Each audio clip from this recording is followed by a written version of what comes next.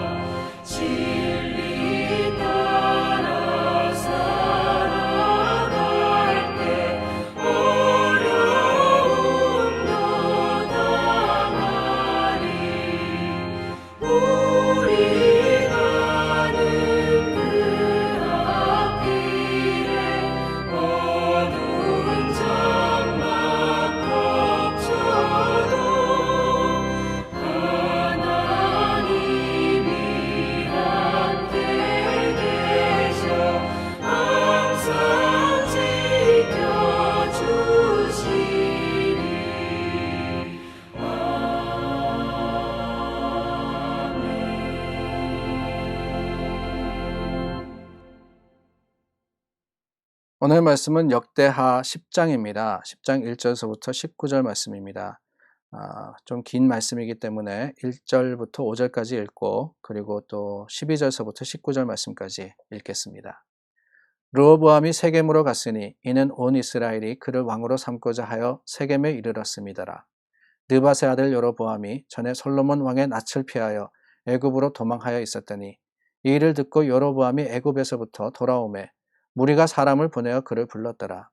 여로보암과 온 이스라엘이 와서 르호보암에게 말하여 이르되 왕의 아버지께서 우리의 멍에를 무겁게 하였으나 왕은 이제 왕의 아버지께서 우리에게 시킨 고역과 매운 무거운 멍에를 가볍게 하소서. 그리하시면 우리가 왕을 섬기겠나이다. 르호보암이 그들에게 대답하되 3일 후에 다시 내게로 오라 하매 백성이 가니라.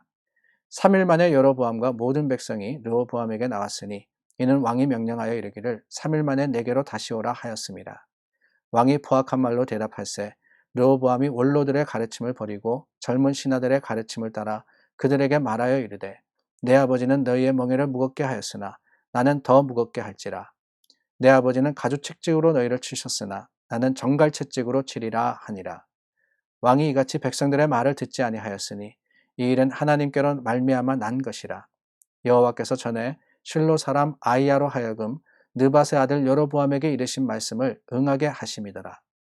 온 이스라엘은 왕이 자기들의 말을 듣지 아니함을 보고 왕에게 대답하여 이르되 우리가 다윗과 무슨 관계가 있느냐. 이새의 아들에게서 받을 유산이 없도다. 이스라엘아 각각 너희의 장막으로 돌아가라. 다윗이여 이제 너는 내 집이나 돌보라 하고 온 이스라엘이 그들의 장막으로 돌아가니라. 그러나 유다 성읍들에 사는 이스라엘 자손들에게는 르호보암이 그들의 왕이 되었더라. 르호보암 왕이 역군의 감독 하도람을 보냈더니 이스라엘 자손이 저를 돌로 쳐 죽인지라. 르호보암 왕이 급히 수레에 올라 예루살렘으로 도망하였더라. 이에 이스라엘이 다윗의 집을 배반하여 오늘날까지 이르니라. 아멘. 오늘 본문 말씀에 나오는 르호보암은 다윗의 손자이자 솔로몬의 아들입니다. 그는 다윗이 세운 왕국, 견고하게 한 그 왕국과 또한 솔로몬의 모든 영광과 부를 누리면서 하나님의 백성들을 다스리도록 준비된 사람입니다.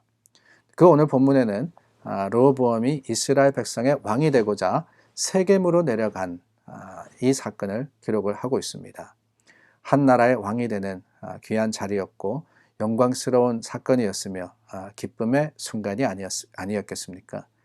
그러나 여러분 오늘 본문 그리고 내일 이어질 말씀에 보면은 르호보암은 바로 그 세겜에서 하나님 앞에 잘못을 저지름으로써 한 나라 하나님의 세우신 한 나라가 둘로 갈라지는 엄청난 결과를 가지고 오고 맙니다.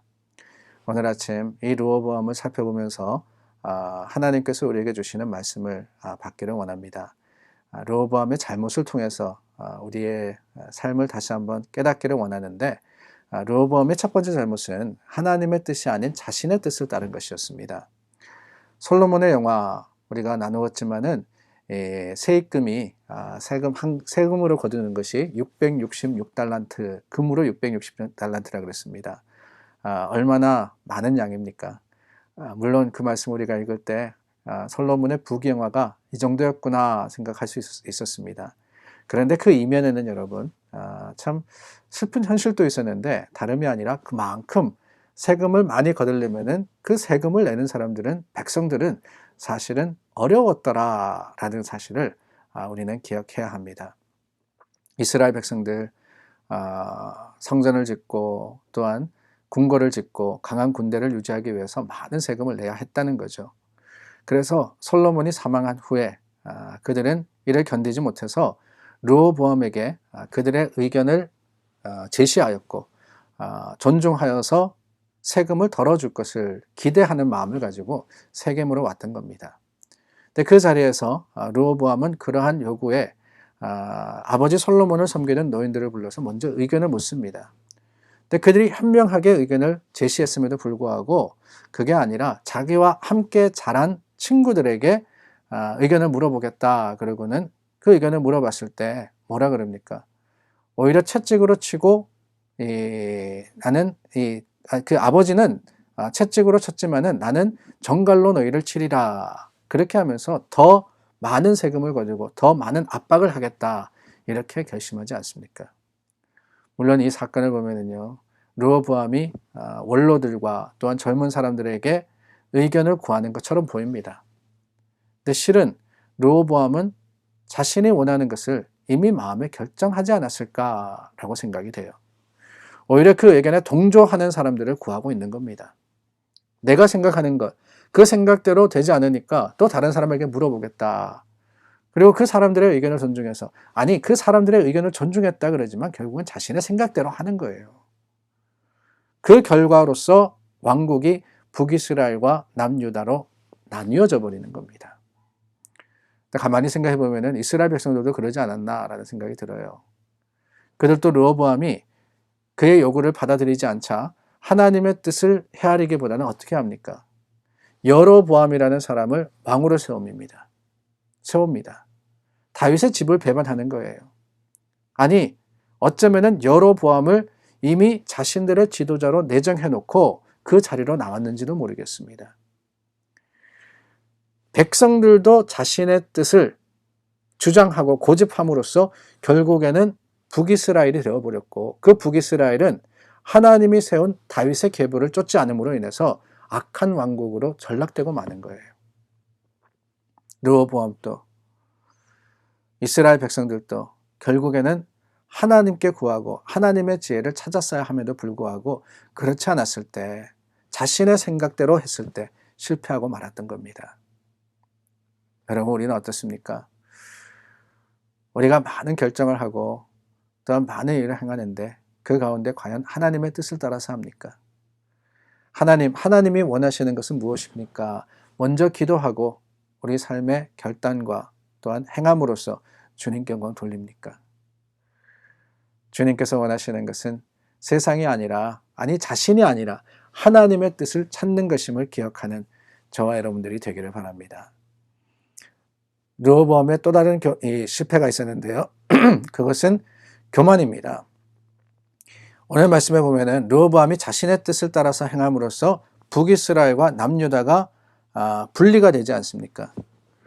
근데 그럼에도 불구하고 하나님은 자비로서, 하나님의 약속이 있으니까요, 다윗과 솔로몬에게 주신 약속대로 다윗의 후손이었던 그 르호보암을 통해서 남유다 왕국을 세워주십니다.